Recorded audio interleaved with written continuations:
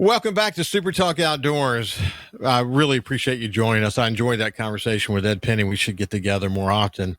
Ed's he really kind of got his foot on a finger on the pulse of what's happening in the duck arena for North America as the director of public policy for the southern region. So I appreciate him joining us. Now let's shift gears and move over to Ricky Flynt, who is the executive director for the Mississippi Outdoor Stewardship Trust Fund. You've heard me mention it over the past 2 or 3 weeks, and you heard me give an update just a few minutes ago. And what today is about, I just wanted to get an update on how things are going. I love the stat that Ed Penny shared with me about 48 towns and cities in the state of Mississippi have benefited from the Outdoor Stewardship Trust Fund. But without any further ado, let me welcome my friend Ricky Flynt back to the Super Talk Outdoors. Ricky, how you doing? Doing great. It's good to see you. We're happy to start sharing more of the progress that's going on from one end of the state to the other. Yeah, it's amazing. I mentioned my conversation with Will and Ed, Will last week, and then Ed today, that I was able to put my eyes on Horseshoe Lake. I did not realize that after all of this time driving past it on the way to our farm in Shula, that was actually Horseshoe Lake. And finally, Travis kind of zeroed me in, and I got focused on it because I had actually been noticing while the project, not realizing that what I was seeing was the actual project in fruition. And that is that when we used to pass the lake, you couldn't see water. It was just overcome by invasive plants. And then, but today you go by it and it's mostly open. In fact, the end where we drive by, it's completely open. And I mentioned that the number of crappie fishermen and people enjoying that lake is up significantly. But that's a great example, working with the Department of Wildlife, Fisheries, and Parks and helping them, find the funding to make that project go the way it went. And you can update people. This is just a good kind of field example of the Outdoor Stewardship Trust Fund in action, but remind people what that project was and how you worked with the Department of Wildlife, Fisheries, and Parks to pull it off. So that was one of a number of projects that we funded through the Department of Wildlife, Fisheries, and Parks. There's quite a bit of public water in the Mississippi Delta in the way of oxbow lakes. By Attorney General rule, any oxbow lake, which is basically any lake that has been cut off that was previously a navigable waterway, will forever be deemed as public water. And some of those public waters may or may not have public access to them. And Horseshoe Lake is one of those lakes that has seen the installation of a public boat ramp for access. And in that vicinity, it gets quite a bit of public use. But unfortunately, water hyacinth got introduced into the lake, and without any control measures, it took over, as it will do. And so that is one of the projects the NDWFP proposed to us, was an opportunity to fund a project to go in there and control that water hyacinth. And it's a 2-year project. We're now wrapping up year 2 of that treatment process, and it has gone very well. And as you mentioned, the public has already started to enjoy the benefits of the Outdoor Stewardship Trust, because it was completely unnavigable before. If you're not familiar with water hyacinth, it is a large floating aquatic vegetation that multiplies quickly over time, and it will drift across the lake with currents and wind, and eventually just chokes it all out to where you can't navigate it. And that's what happened there. And so a herbicide treatment, setting up of booms to kind of trap the water hyacinth there to facilitate better application of the herbicides, and it has worked very well. So that's just one of, and we're just tickled that now that things are really starting to roll with outdoor stewardship, we're participating in ribbon cuttings, groundbreakings, and project openings all over the state. We've been to Hernando, Mississippi for a groundbreaking up there in the city of Hernando, Renaissance Park that we're contributing to. New Albany, Mississippi, with the reimagining the park, River Park there. We did a ribbon cutting, groundbreaking there. We just went last week to your neck of the woods down at Bay St. Louis, did a ribbon cutting and grand opening of the Bay St. Louis Noma Drive boat ramp access area, which has not only access to the waterway, but there's erosion control measures that have taken place. There are 3 multi-level observation decks and some low impact access to Rotten Bayou Blueway. So that's a popular area for kayakers and canoers.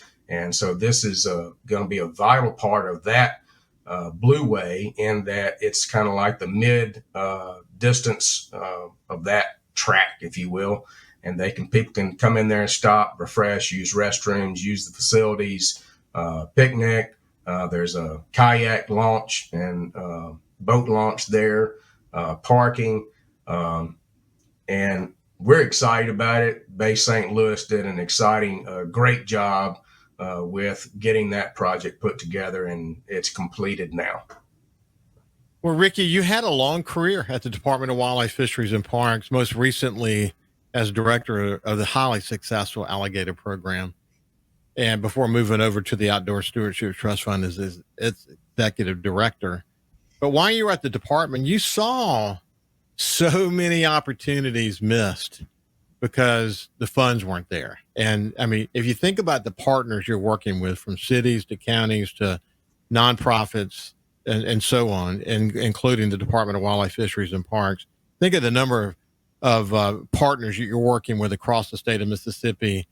If we didn't have this fund, think of think of what you've accomplished in the short time this fund has been there, and what we wouldn't have accomplished without the fund. And what I love about what's happened is the matching funds, as Ed and I talked about, as you and I have talked about many times, as we said when we worked so hard to get this legislation done, that the matching funds would come. If we'd build the fund like other states have done, that we would also see the matching funds.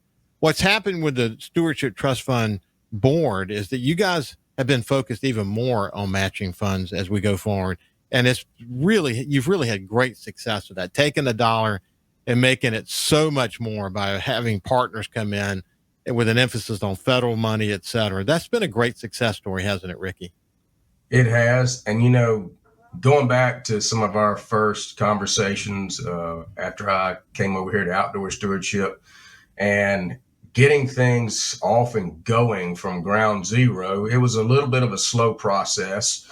But I think back to the first initial 20 projects and the workload that I felt getting those going. Multiple entities being involved, and some great matching opportunities. And those number of projects have continued to grow as we've continued to receive funding from the legislature. We're able to appropriate more funds to entities. We are now funding 80 projects across the state. That's quite a workload. We've been fortunate enough to hire Caitlin Wallace to come on board as project specialist. And thank God for Caitlin for coming on to help me administer this program, because it has gotten more than what just one person could handle. And she has great skills with numbers and organization, and which I may lack just a little bit of. So it's great to have Caitlin on board and working with all these projects now. We're just hoping that we can continue to spread this funding, because, like you mentioned, there are entities out there, cities, counties, non-government organizations, state agencies, that all share the desire to do something within their realm to improve outdoor recreation, to do things with wildlife and fisheries conservation, to provide more access to public lands or public waters. And they simply don't have the necessary funds to complete it on their own. But through this funding mechanism that has been pitched, that if we could just get the money, there's other resources out there that can contribute to that, and much of that is in the form of federal matching source funds that can come sometimes at the rate of 1 to 3, 1 to 4, and as a result, we've seen the need to get together a workshop that we can take all those entities that have applied in the past and those that will apply in the future, and we're going to train them on how to build an application, how to go out and get those matching funds. Want to hear more about that workshop, actually, when we come back. Incidentally, Caitlin, I had the opportunity to meet her, sadly, at Paul Gallo's funeral.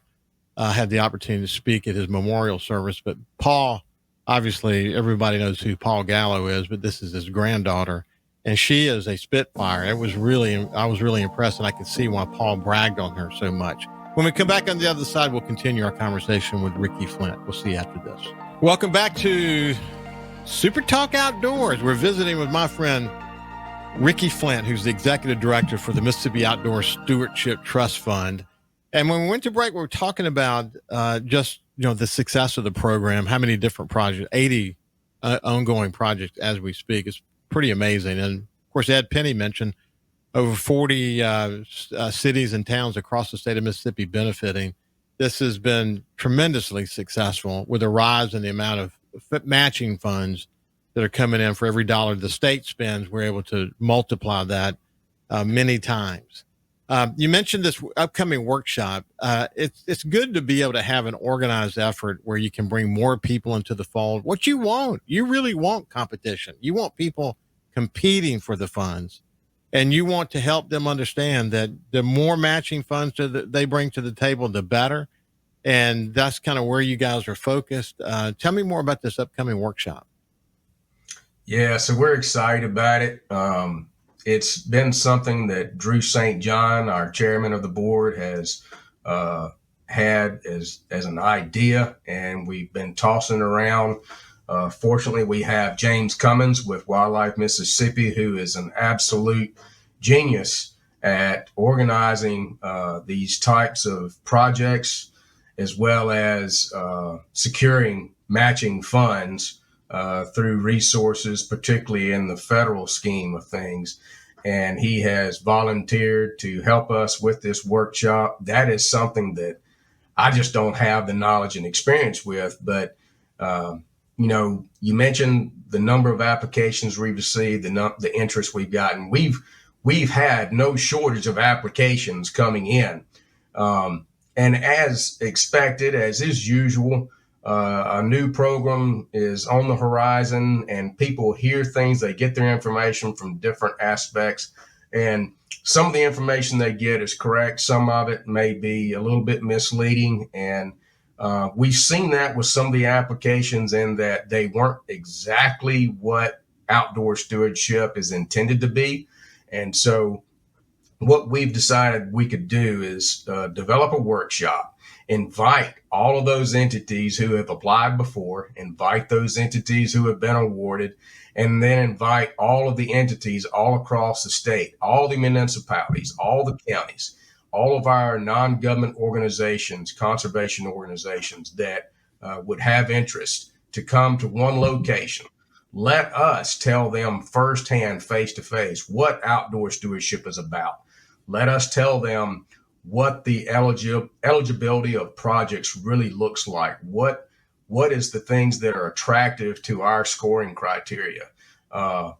We can do that face to face, and then let James Cummins follow up with all of these abundant resources that people can tap into if you just have knowledge about them. And some of that is going to be presented at the second half of this workshop. We're very excited that Governor Tate Reeves is going to join us that day. That tells us that we've got tremendous support from the governor's office. He's volunteered to come and be a part of that. We're going to start this week with a campaign to push it out in social media. We're already on board with the Mississippi Municipal League is going to push this information out to all the municipalities. I've contacted the Mississippi Board of Supervisors Association. They're going to be on board to push it out to the counties and the supervisors there. We have contacts with a number of non-government organizations. So we're going to get this out. There's going to be a registration process. It's going to take place on June 18th at the Mississippi Museum of Natural Science. And it'll take place from 10 o'clock to 3 o'clock. After having contacted the Mississippi Municipal League, we found out that they would be interested in using it as an opportunity for those folks to get continuing education hours. So that's going to be available to those people to be able to do that. We'll get the registration link up. It'll be limited space. We've got room for about 210 people. We hope that we're able to fill that room up with people from across this state who will utilize outdoor stewardship funds. SuperTalk does every year down here on the Mississippi Gulf Coast when they have their convention, does a live remote from the Coliseum when they're there. And the Mississippi Municipal League is a really good partner. I mean, they literally fill the parking lot up. It's amazing. James Cummings wrote the book on the North American Wildlife Model and public lands conservation. He is everything you said. We work closely together to get the Outdoor Stewardship Trust Fund passed to the Mississippi legislature. What he knows about access to federal funds and matching funds, I mean, it's unparalleled. I don't think anyone has that knowledge, but what a gift it is to have somebody like James Cummings from Wildlife Mississippi in the state of Mississippi working on our behalf. What a gift he is. Listen, we're out of time, Ricky, but yeah, go ahead. Yeah, just by example, one of the projects that James proposed to Outdoor Stewardship that was awarded has a match of 1 to 14. For every dollar that Outdoor Stewardship is throwing in there, there is $14 in matching source funds coming in, and most of that is federal. That's what I call living by example, because he said it a bunch on this show 3-4 years ago, and look where we are now as it relates to that. I love to hear that. Ricky Flynt, Executive Director for the Mississippi Outdoor Stewardship Trust Fund. It's been a pleasure to get an update and spend some time with you, my friend. Thank you. Thanks for having us. You bet. Listen, have a great week. Stay safe in the outdoors. Always put safety first. God bless you, and we'll see you next Monday.